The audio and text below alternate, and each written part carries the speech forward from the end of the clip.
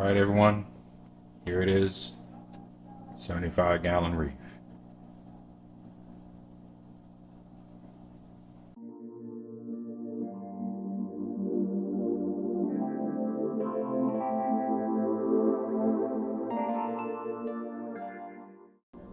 All right, so this tank's been up for about 2 months now. Monday will make it 2 months here, this Monday coming up. Um, Really, this is everything that I've got going on right now. Here is all the corals from out of the 40-gallon breeder. Now, I know I haven't done any videos on that in a while. I've been focused on doing a lot of the videos for the lagoon due to the nano challenge that's been going on there. But I figure I'd go ahead and put up a video on this one here just so you guys can see what I've actually been working on with this tank. It is still a work in progress.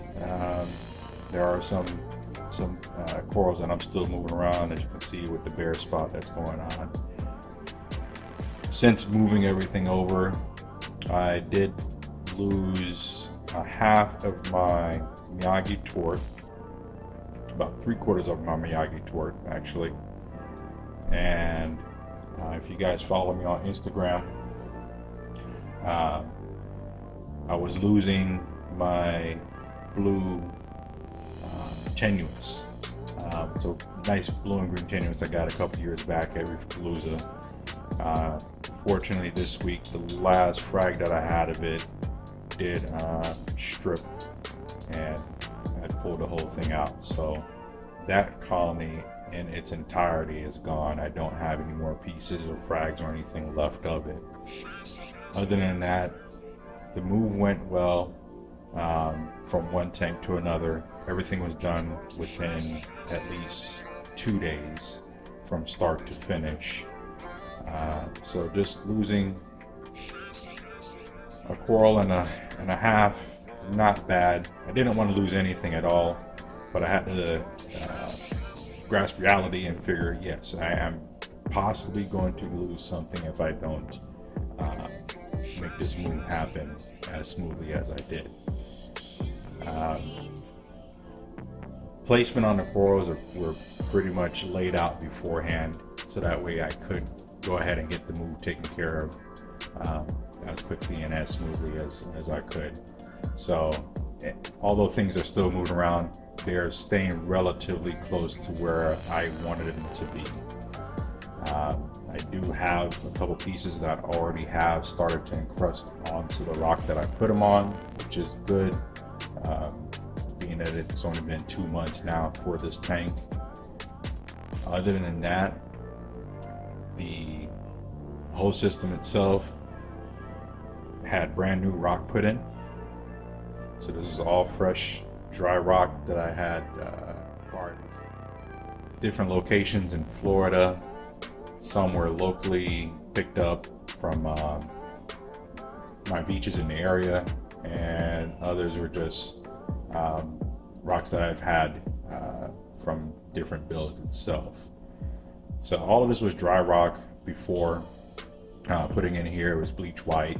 So as you can see, it's starting to get covered over with the coralline algae and just different various algae. I attribute all of that happening so quickly mainly because my sump, when I did the move, it was one of the first things I moved over the day before I moved the corals, so as to get at least the bacteria and everything that's been in the sump, keeping this whole system running intact and introduced into the new system.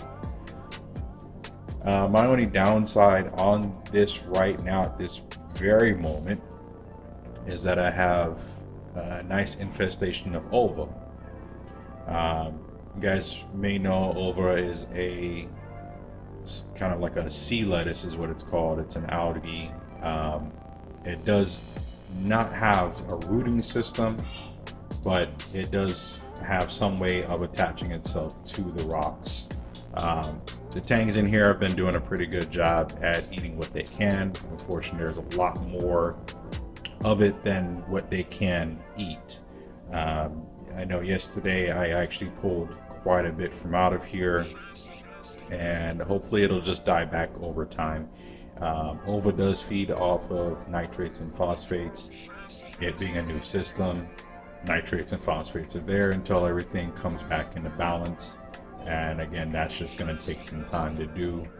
I'm going to let my Chaeto ball keep growing, try to reduce everything. I'll probably harvest it here in another week and get the system back to where I had it when it was in the other tank. I am pretty happy with the results that I'm seeing so far. A lot of the corals are, like I said, encrusting. They have healed up from me literally breaking them off of the rocks that they were on in the other tank. The only reason I did that was because I didn't want to move the old rocks over here, primarily because they were all rocks that I got from different places. For one, the aquascape wasn't going to work with what I wanted and what I envisioned for this tank. So a lot of the corals that were encrusted on the previous on the rocks in the previous tank all got broken off and moved over here. So being that the rocks are broken, or the corals were broken off the rocks and they were moved over to a new tank, new water, everything was brand new. Pretty happy that nothing, that I didn't lose more than what I did.